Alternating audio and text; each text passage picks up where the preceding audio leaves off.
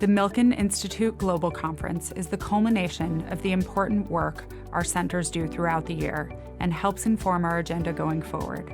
Each of you participating represents extraordinary expertise, an ability to mobilize significant resources, and a sincere desire to be a force for good. And for that, we could not be more grateful. It is my honor to formally acknowledge and thank the group of people who make this event and all the great work we do possible, our supporters.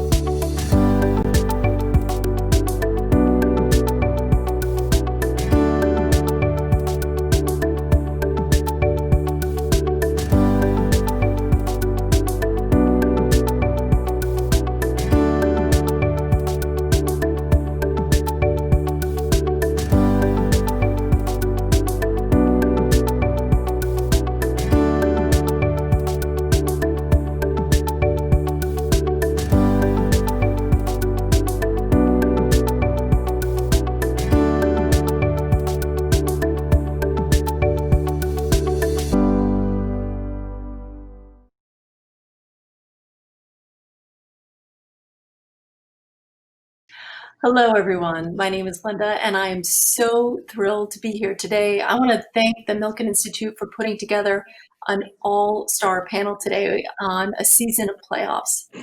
So historically in sports, some standout players and a few teams have lent the full volume of their voices and platforms to social issues.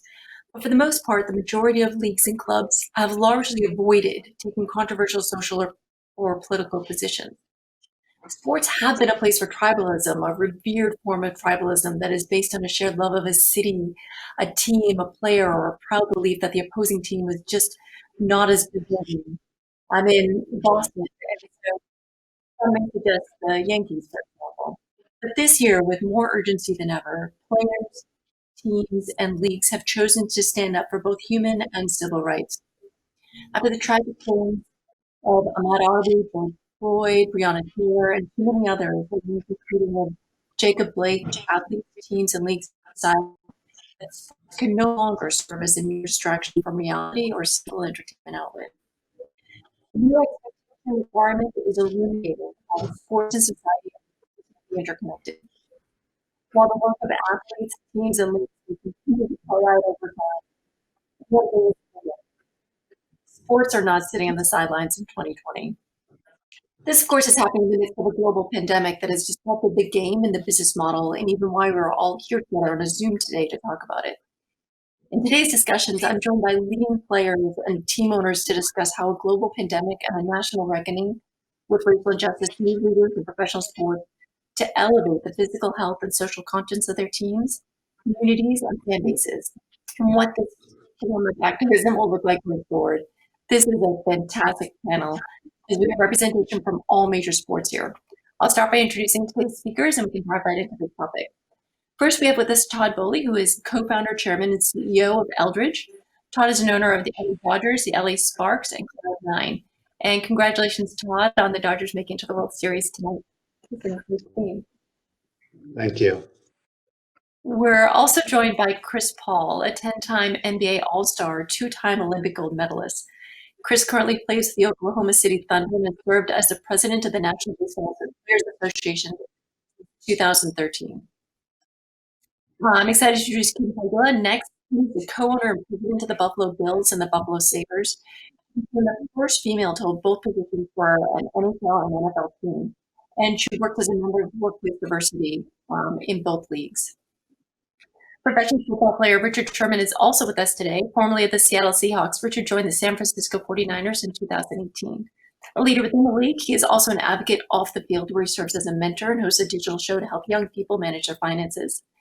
And we have 2-time Olympic gold medalist, FIFA World Cup champion, and 6-time winner of U.S. Soccer Athlete of the Year award, Abby Wambach. Activist for equality and inclusion.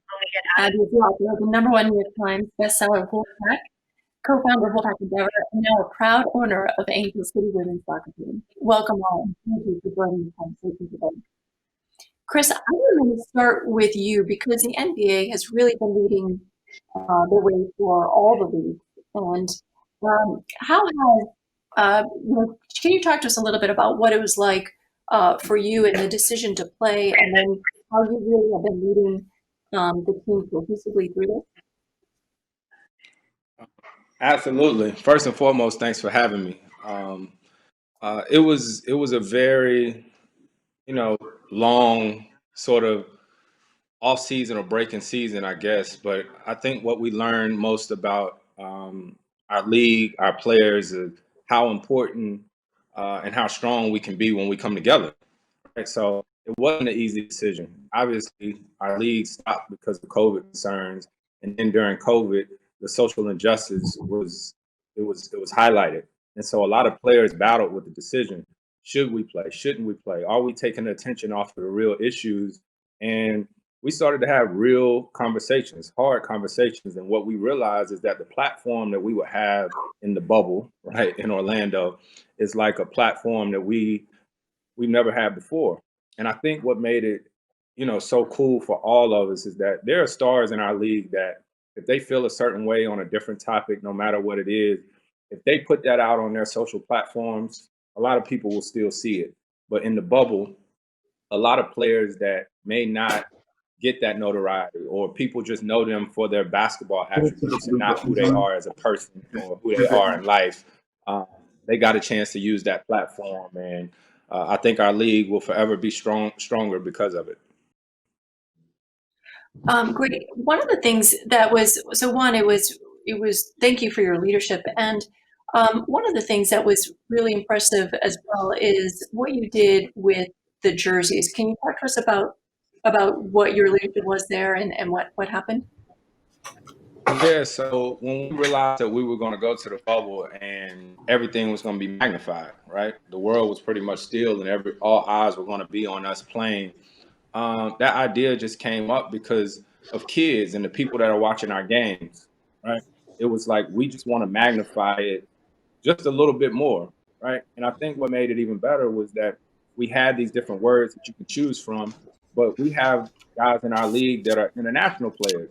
So what made it even better is that the guys that wanted equality or am I next or all these different type things, they got a chance to put it in their native language, right? In their home language.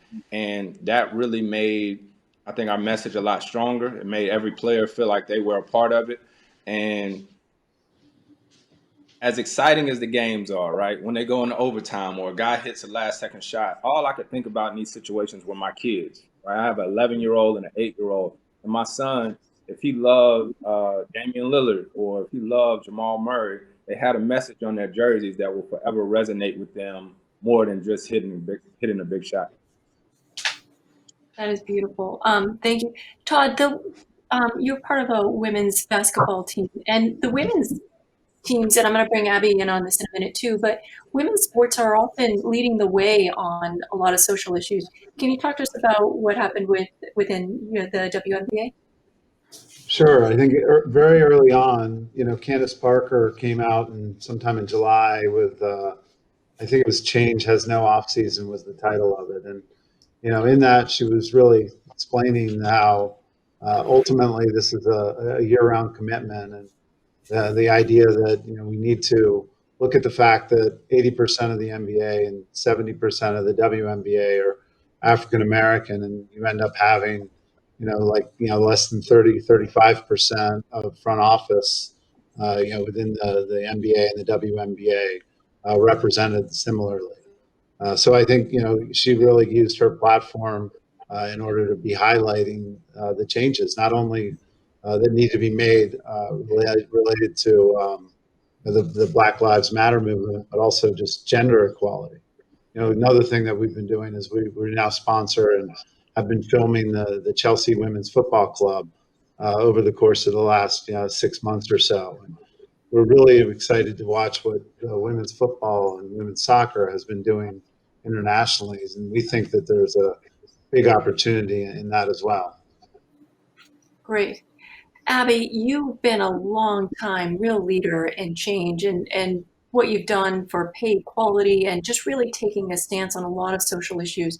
I wanted you to talk a little bit about what you've done, and then also sort of the broader question of it does seem like women are good about leading the way as athletes, and I wonder if you have some thoughts on why.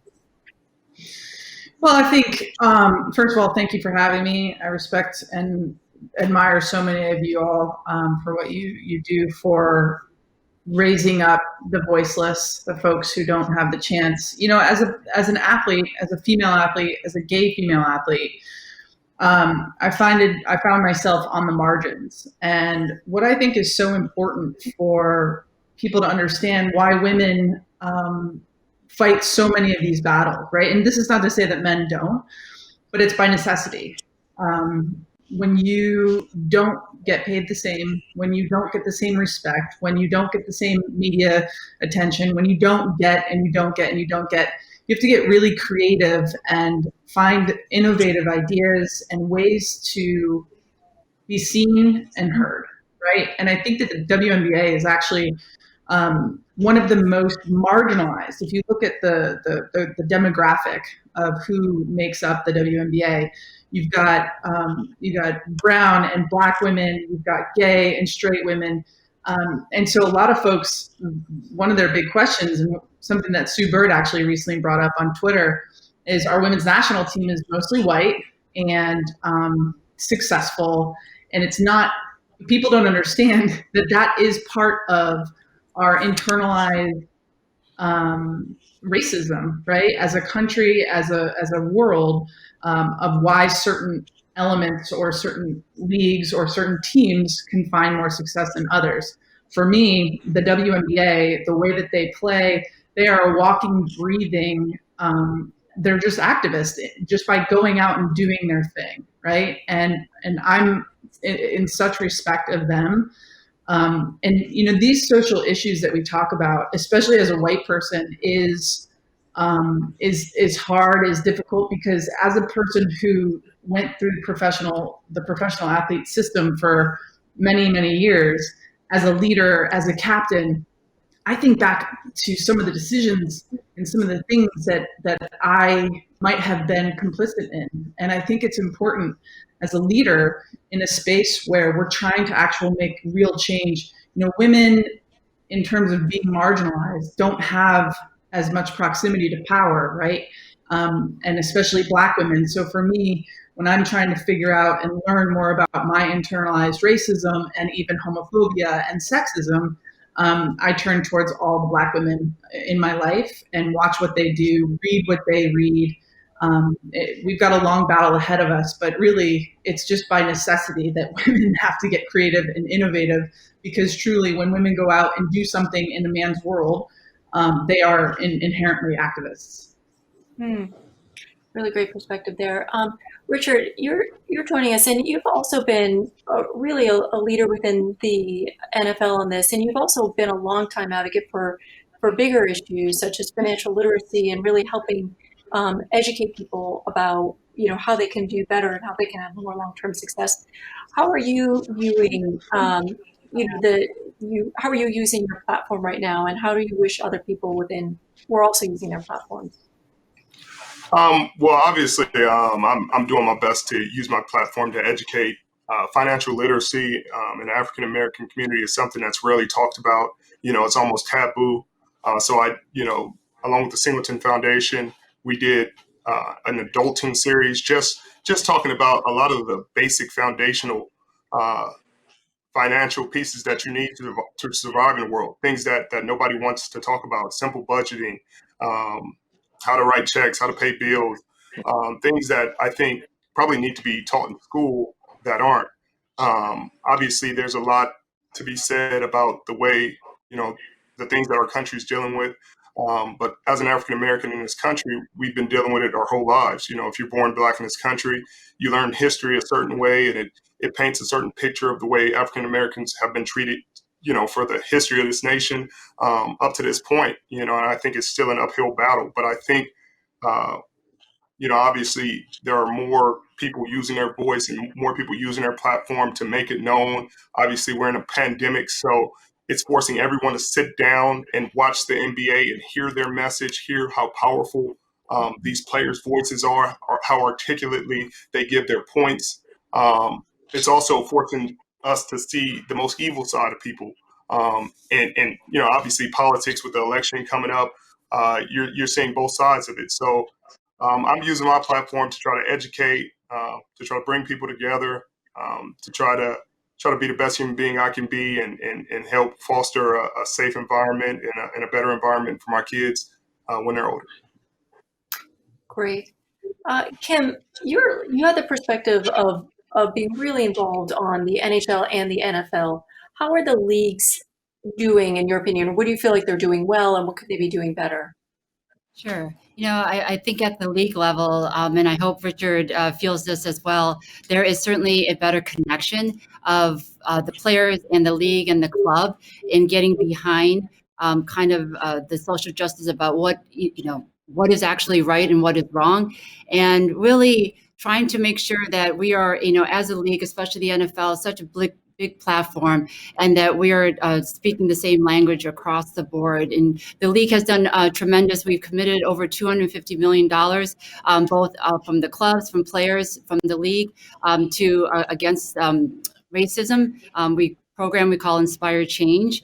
And every club that I know of has really been able to kind of take it upon themselves and then into their communities. I know at the Buffalo Bills, we have several of our players that really come together and raise funds and really trying to make an impact. And then even not just our players, but our staff and across our whole community, we have really tried to make sure that we look at making this a priority. And I think that the league, you saw in the first week, the league put out special kind of public service announcements. We had initiatives such as, end racism that is on every field at every club this season.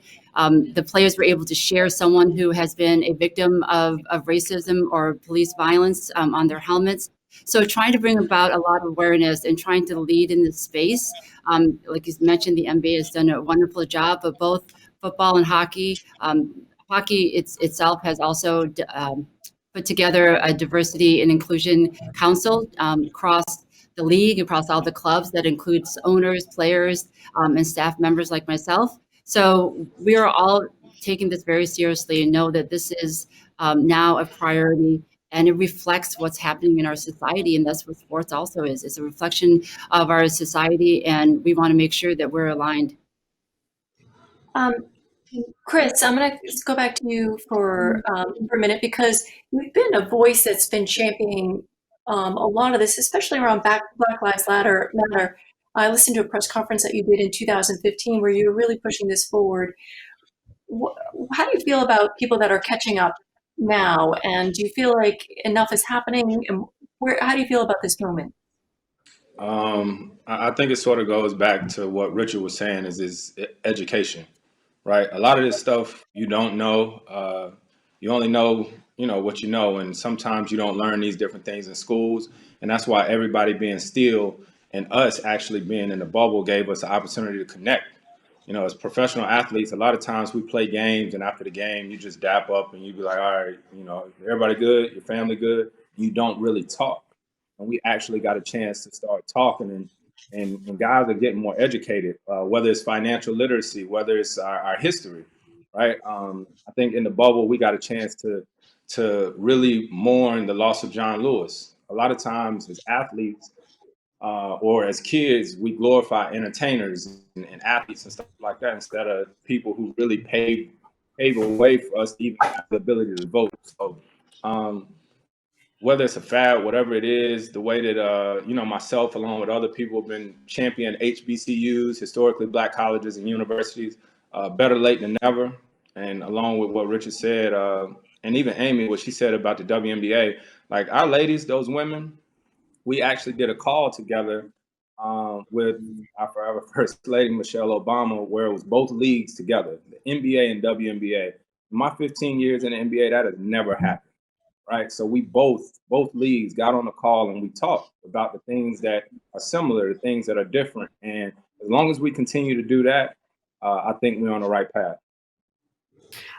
Somebody from the audience, and thank you, audience, for sending questions in. Chris wanted to ask about the players who opted to not have a message on his jersey and the thought or the reasoning behind that.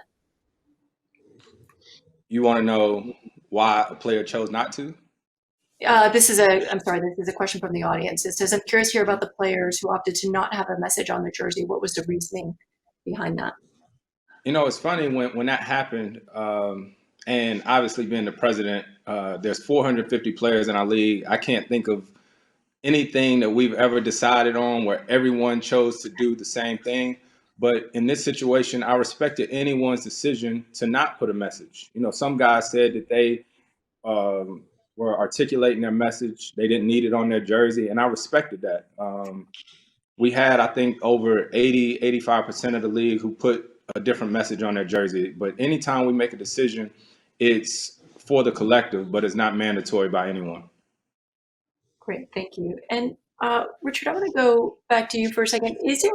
Can you think of an example? This is another question that came in from our audience of either teammates or front office or coaching staff displaying example of anti-racism. Have you seen anti-racism in practice within sports that has inspired you? Honestly, I can't say anything specifically. I think a lot of sports and a lot of the locker room and a lot of the camaraderie of sports and the brotherhood of it, and I'm sure Chris can speak to this, is anti-racism. It's about togetherness. It isn't about being separate. It isn't about the color of your skin. It isn't about your religious beliefs. It isn't about your sexual orientation. It isn't about anything but navigating through a season and working towards a common goal. And I think it would almost be odd to see someone overly, trying to be overtly anti-racist in this sport when we've been so intermingled our whole careers. It hasn't been, hey, this black team and this white team, and now we're coming together. This isn't the time of segregation. Now, outside of locker rooms, outside of sports, there is still a lot of racism and bigotry. And so I think our teammates that aren't African American taking the initiative to wear the Black Lives Matter and to wear the End Racism shirts and to do their part to try to change the outside world's perception with their platform and their messaging is powerful. And I have seen that. I have seen my teammates go over and beyond to speak and to show their support for the movement and show their support for their teammates of color. That's great. Thank you. Abby, have you seen acts of, and you've been really using your platform to encourage other people, like what you were talking about before, to learn and how to be a better advocate. Has there been an example within sports of anti-racism? This is a question coming from the audience, in any aspect that was inspiring to you of anti-racism, anti-homophobia?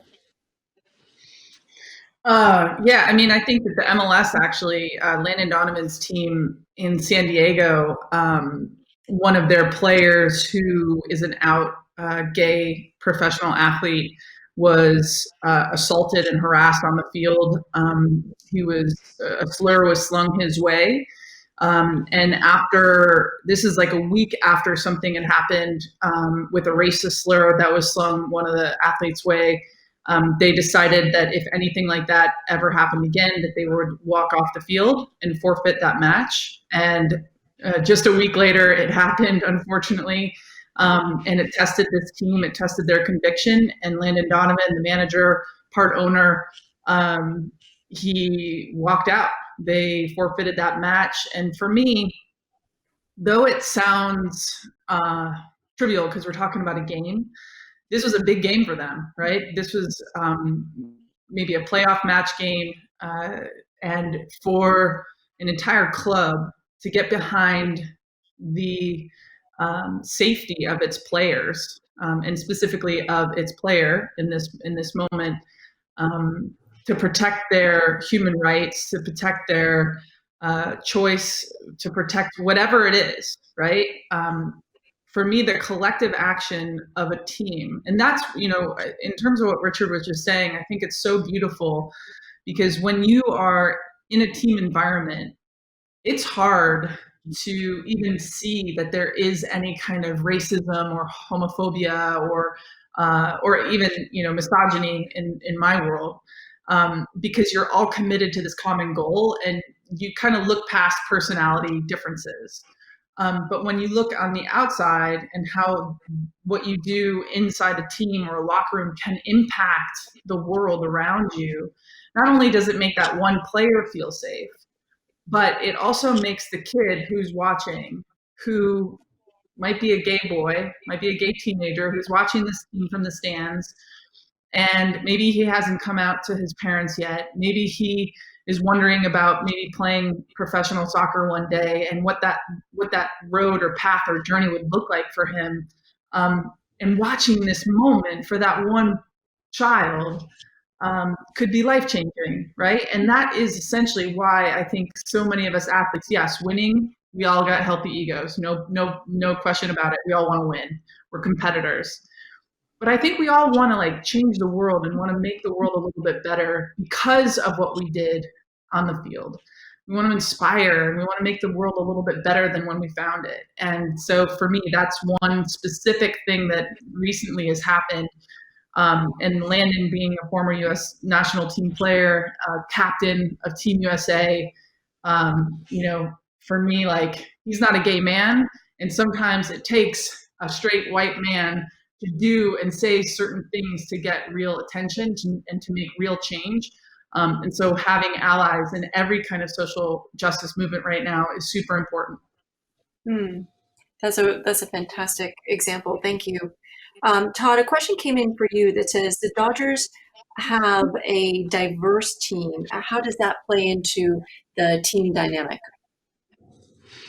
Well, I think you'll see the fact that they all supported Mookie Betts just very recently when, Mookie just made the decision not to play and Clayton Kershaw put his arm around him and made it clear that they're all in it together. And, I think that the reality is, from our point of view, we've always thought that, diversity just makes for better decisions, makes better, everything about a team that's diverse is going to perform at a higher level. And ultimately, if you want kind of the world to stay together, equality is going to have to be, part and parcel of the trade.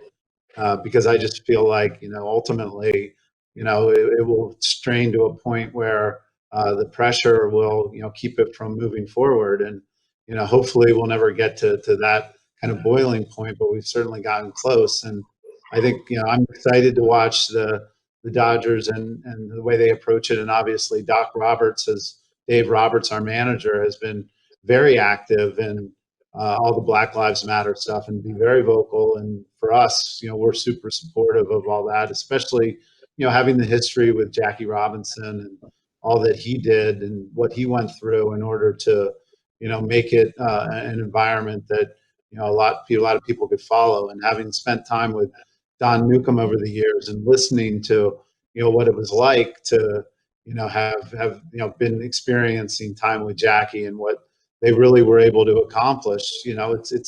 It's mind numbing when you start to sit down and think about the complexity that they had to deal with every day, and the fact that they were able to accomplish so much. And obviously, I think if you look at the world in long periods of time, I hope that as media markets become more fragmented and voices become able to get platforms easier and easier and distribution costs come down, and teams continue to think about how to use their platforms, they're going to hopefully continue to lead the way.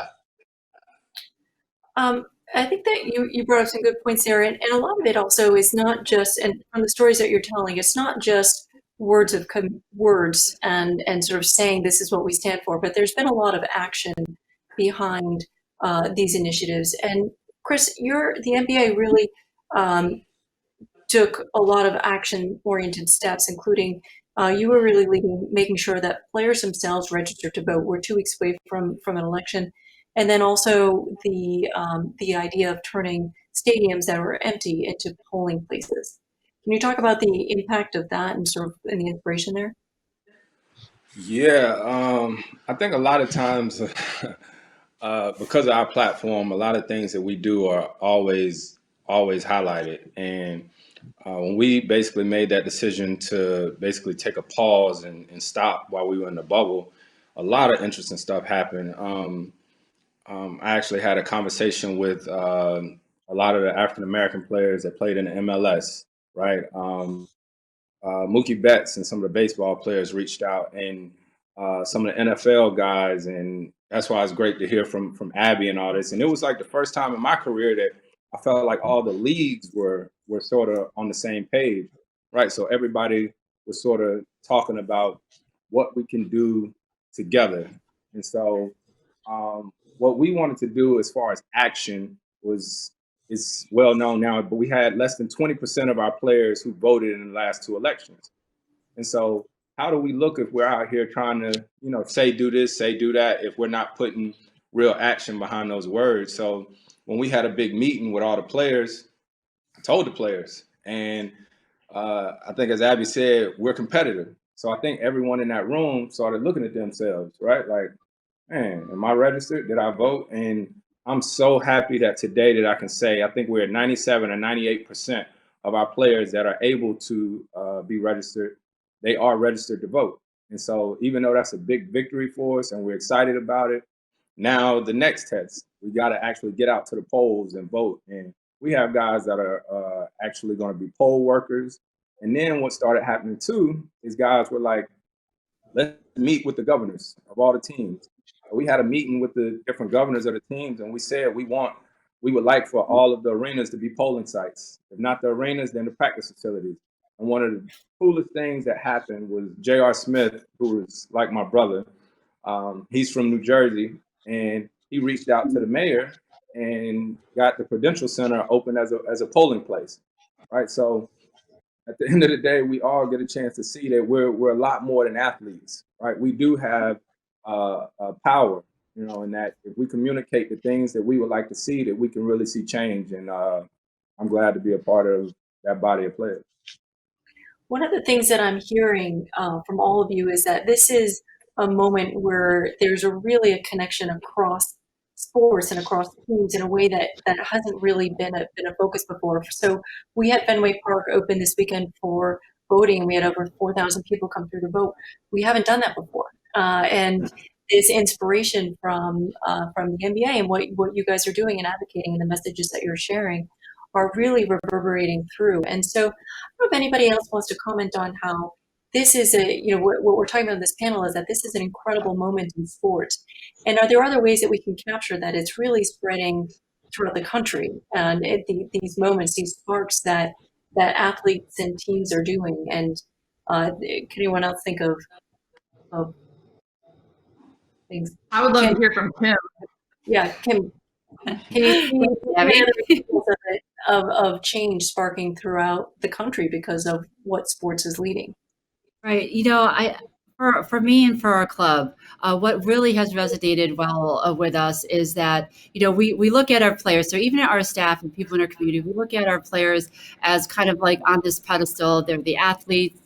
They're getting kind of all the accolades, and even our coaches. And we never sat down to discuss to see them as human beings. And we had these wonderful town hall meetings, and it wasn't just across football, but it was across all our staff in hockey, lacrosse, in our entertainment business.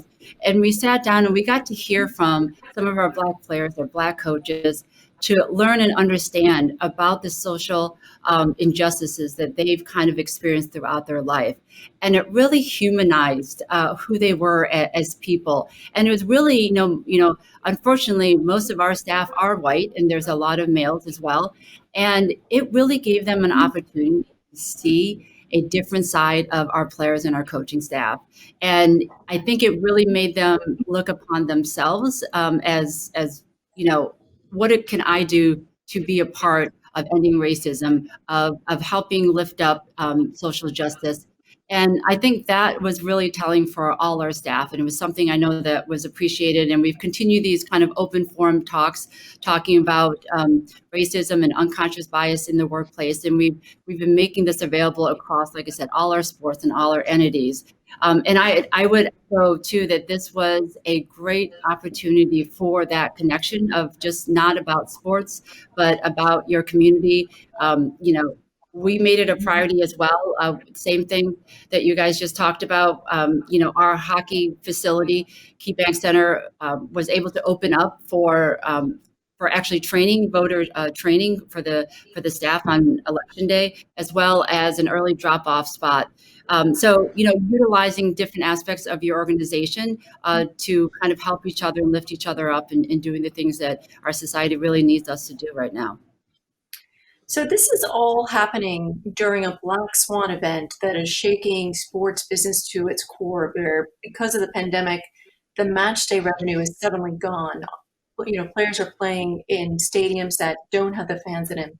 This was not in anybody's forecast. Do you want to start talk about, what has this meant for the business of sports? Well, I mean, Is that I guess for I me? can. Oh, yeah, Oh, you go ahead. yeah, No, you you can. go, Richard. Richard, why don't you start? Well, I mean, on the NFL side, it's been really interesting because, we, unlike the NBA, we weren't in season when the pandemic hit. So we had a chance to actually go through. We were actually just ending our CBA negotiations when the pandemic hit in March, at least when it hit in the United States and became recognized by everyone. And it was such a crazy time because you have to have so much foresight. You have to try to have the foresight to understand that there could be volatility with the pandemic in terms of the revenue, and so our projections for this year stayed the same because you can't change the salary cap for this year once it's already established. But it's going to force teams next year to make some really really tough decisions if we continue on the path we're on and teams aren't having stadiums filled because that revenue the salary cap was projected at 220 million or so.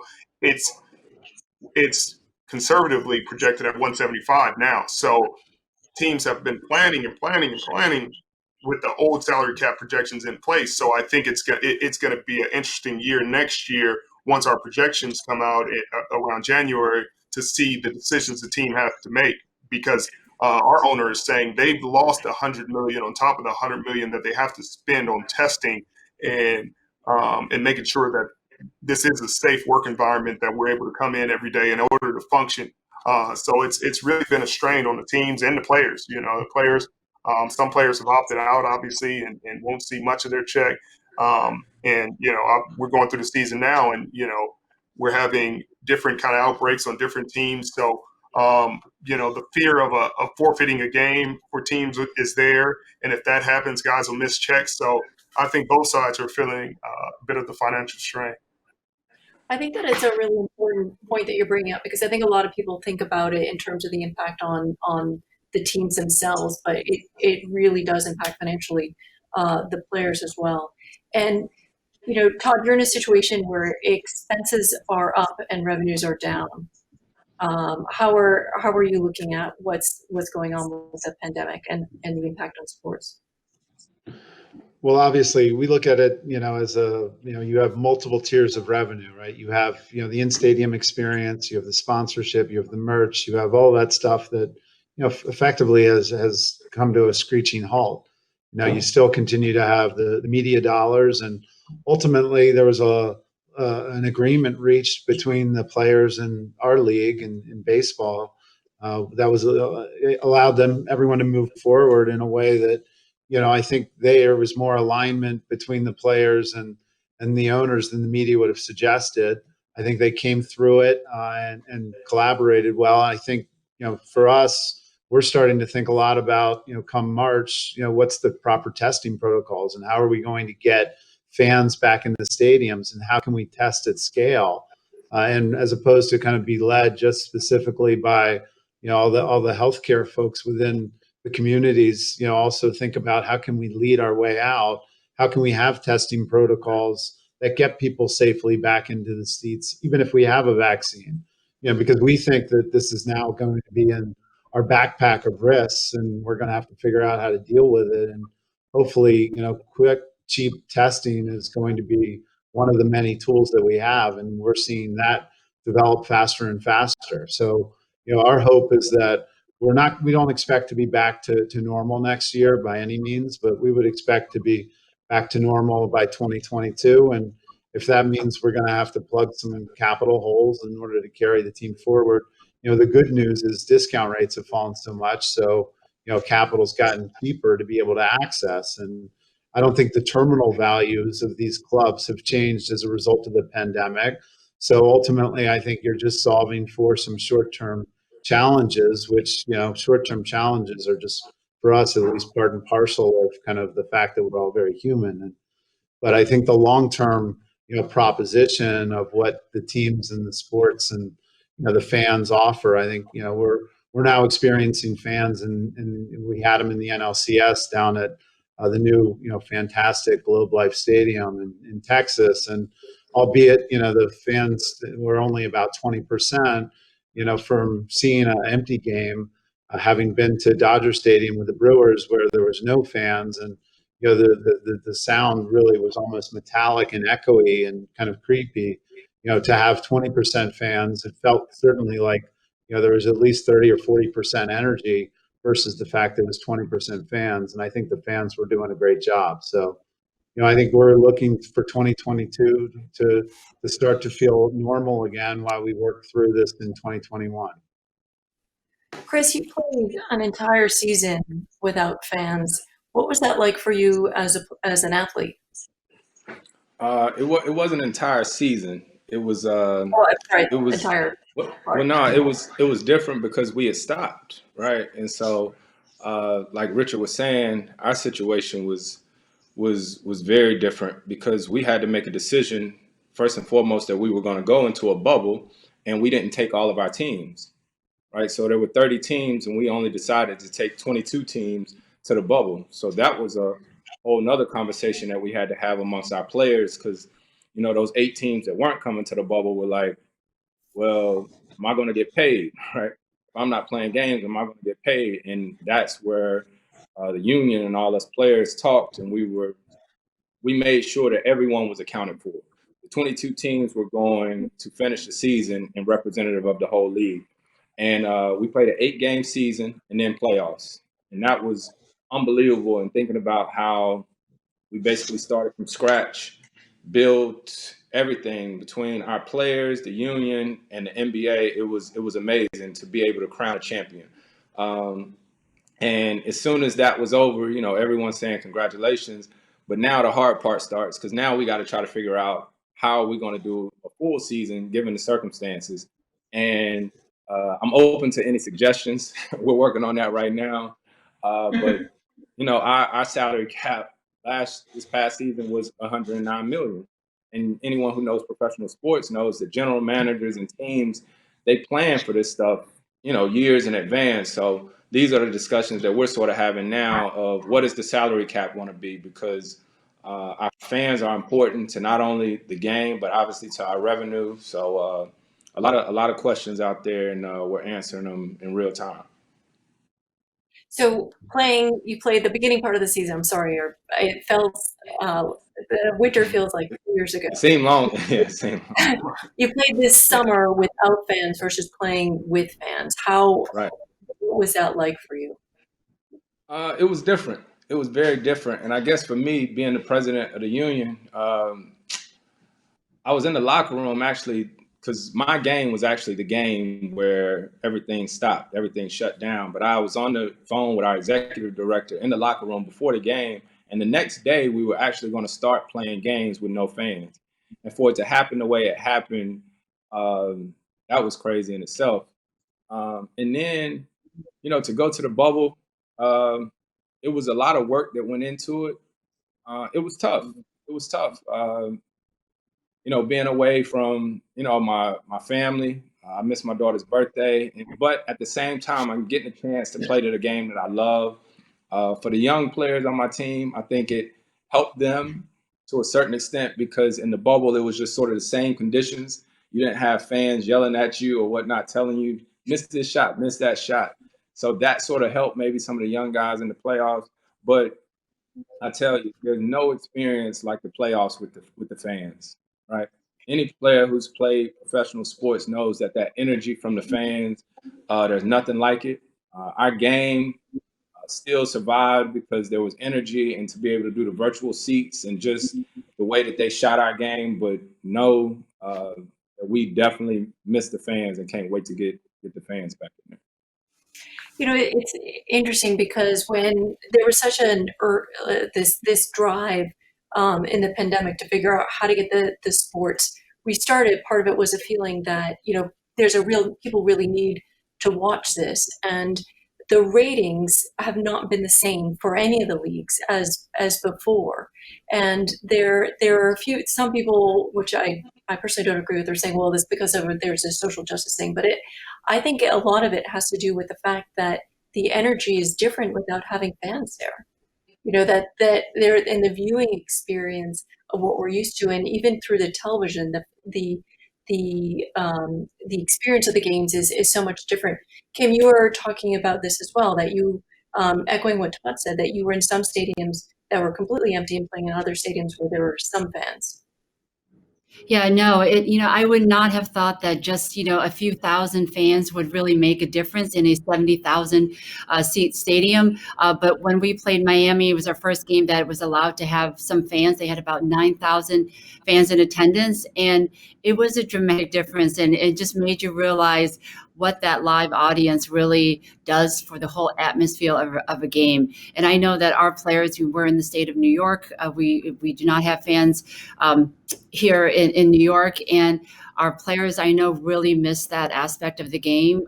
It's just kind of part of the whole identity of a team is, being able to play in front of your hometown crowd, especially now when you're having a good season. So certainly that has really affected it. And the viewership, we've talked about, viewership being down across all the leagues.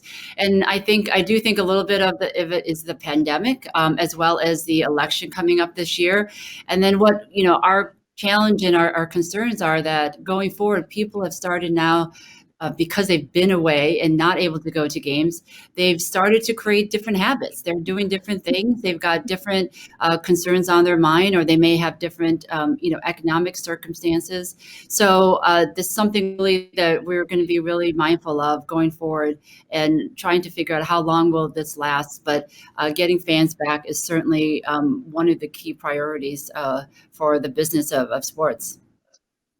I'm going to go back to the changing habits in a second, but Abby, women's soccer was the first league to really go in the bubble and pull it off, and really setting an example of how it worked. You're getting this, you're new in this team. How are you looking at this? How scary is this for you, for Angel City? Well, I think that, first of all, just to know, the NWSL is actually up 490%. The only league, the women's WNBA final was also up, I think, by 15% viewership. So our league has actually thrived during this time, which is, I don't know how, but I'm proud of that. And Angel City FC, the club that is going to be starting in 2022 out of LA, this is an interesting time, right, to start a club, a franchise. But for us as owners, we are trying to learn everything that we can. The NWSL was the first league to create a bubble situation and be successful at it. And as a league, as a team, building a team, it's just trying to figure out, okay, we know that this pandemic will eventually go away.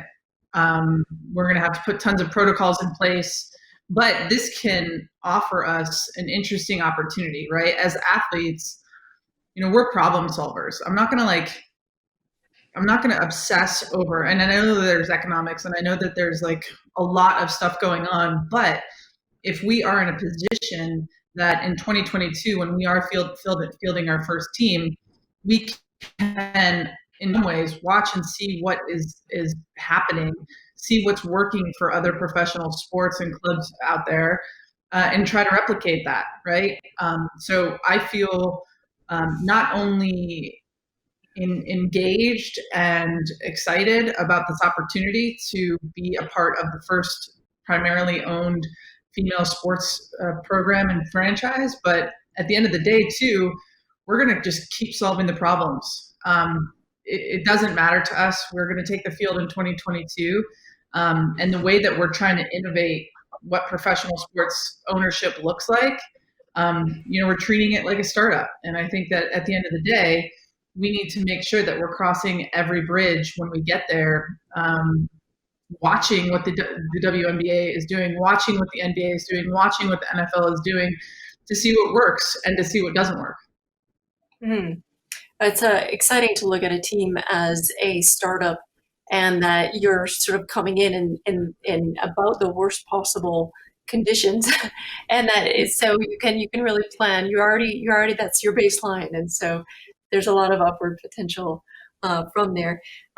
With the idea that Kim brought up of people changing their habits during this pandemic, how concerned are if anybody wants to pipe up here, how concerned are you about people changing their habits or sports taking a different role in people's lives? Do you feel like this is just because there's a lot of stress that's going on right now in people's lives? There's a lot of, there's so much other stuff going on, or do you think that, it's that audiences will come back? What are your predictions?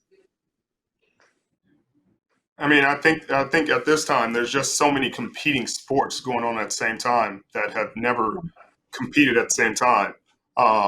Right. You have football going on. You just had the NBA championship happen. You have baseball. You have the World Series going on. You have the election going on. So I think the focus may just be split. It's hard when an NBA Finals game is on. Then you got football on at the same time. You're not going to have everybody sitting at one or the other. You know what I mean? People are going to pick one and they're going to sit there and they're going to watch that. But there is also that anxiety. The anxiety, that the angst, the depression, the nervousness. People are trying to keep themselves busy, trying to get their minds off of what's going on. So I think just sitting in front of a TV screen isn't what people want to do, especially with the amount of time that kids are spending on virtual school.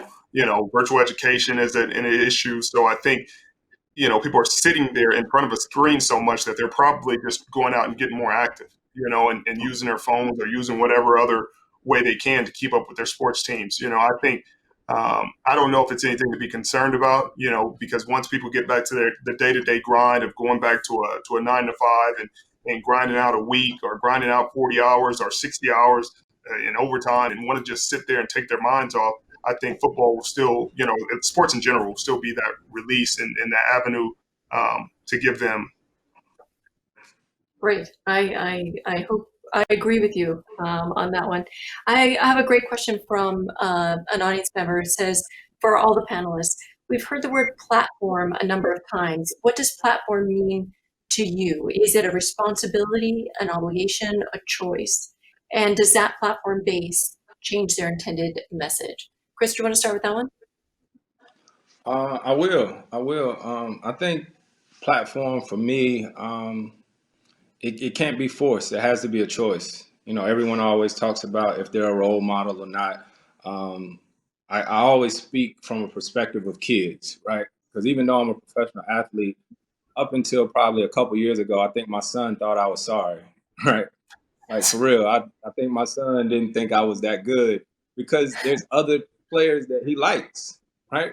There's other athletes that he's a fan of. And it's one of those things that I always think about, who are my kids watching, right? Like, at the end of the day, when my son was young and I played with DeAndre Jordan and Blake Griffin, if he was doing something wrong, I'd be like, Chris, I'm gonna tell DJ, right? And he would stop. He would really stop. And it's one of those things where it has to be a choice. It has to be a choice. So the platform that we have, I take a lot of responsibility with it, right? Because I always look at it as there may be another player whose kids look at me for some type of inspiration, whatever it may be, right? So this platform, you have to be responsible with it and look at it as an opportunity. Even though basketball, football, soccer, whatever it may be, have given us this opportunity, right? It can be more than that. It can be more than that. And you don't have to just shut up and dribble, kick a ball, or throw a football or whatnot. You can really have a positive impact on people's lives. Not all dads have the same. I'll add to that really quick. I think that the shut up and dribble thing, the reason why people say that is because whatever you're saying is not what they want to hear. And one thing I know that's true about all athletes is that they have figured out a way to find their way, to crawl, to scrape to the top, right? So all of these professional athletes that we're talking of, like Richard and Chris and LeBron, these guys who have made themselves into the successful men, pro athletes, business entrepreneurs that they are. It's because, and when they speak, when we speak, we are speaking based on our life. We're speaking based on having traveled the world, seen all other cultures, seen the way marginalized people have lived, right? So when we speak from our experience. And that is why the platforms that athletes have are so important, because they speak truth from what they've seen. That doesn't mean I think that everybody will agree with us. It just means that truth and what we are always trying to say is based from the experience that we've lived. And I just appreciate all the athletes that take the platform that they have, because I think about that kid who looks up and wonders what they want to be. And even if they never find their way into professional sports, because we also understand statistics, and statistically not many of them will rise to that level. But if that can instill in them a belief in themselves to be bigger, to work harder, to make the world a little bit better, I mean, that is why the platforms that professional athletes have are so important. And I think it's why every professional athlete, whether you believe you deserve to say something or not, or you have anything to say, we have to collectively come together. And I think that this pandemic, this bubble, has been this beautiful connection, the connecting point, like Chris was talking about, to bring some of these leagues together so that we can have one common voice. Yeah, what she said. Yeah, that's also such a great way to look at it, and a reason why I also believe that the supporters will come back, because we get to cheer for people who are the best in the world, and they've worked incredibly hard, and there is such a meritocracy to sports where you worked and pushed it to become the best in the world at what it is that you do. Richard, do you have any other comments on platform? Yeah, I mean, I agree with what Chris and Abby said. I mean, it's a choice. You know, it's an incredible opportunity to have a tremendous impact and influence, even if it's just one kid, one person, one human being whose life you change in any way. You know, whether it's just putting a smile on their face, whether it's just giving them a break from their day-to-day grind, whether it's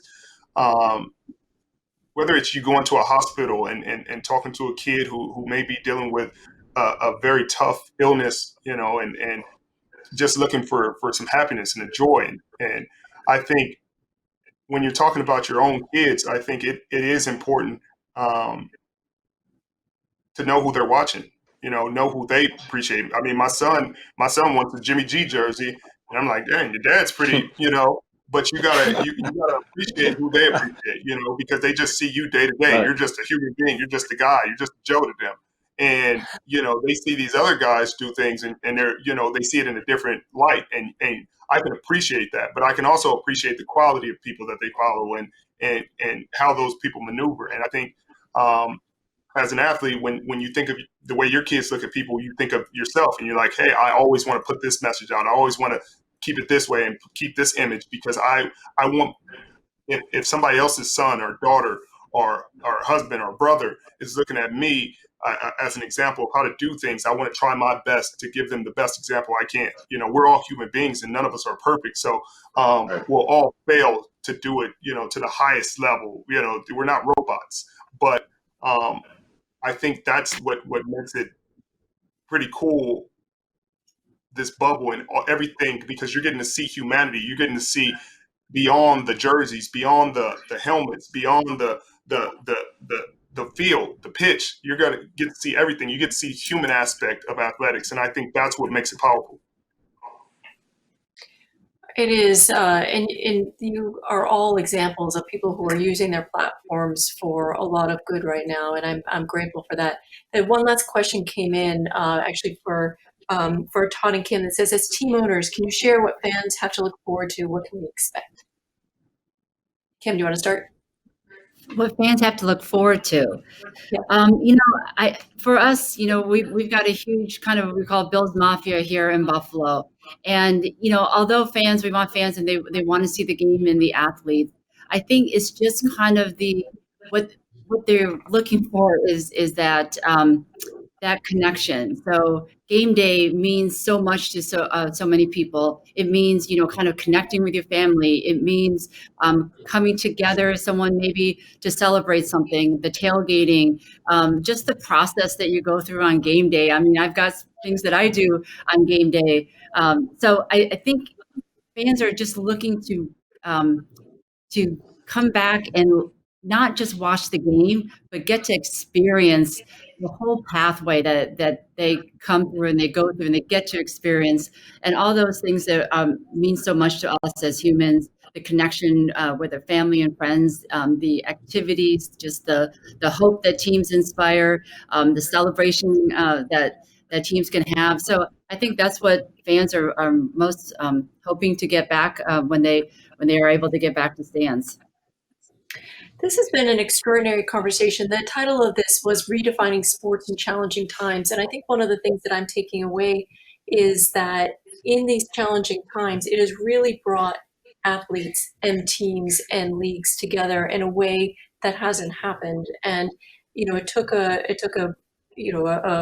reckoning in terms of social justice and a pandemic to push us here, but maybe things won't go back to exactly the way they were. And maybe that's a good thing from what I'm hearing from each of you today and how you're using this time and this time of these challenging times, this crisis time, to push things forward.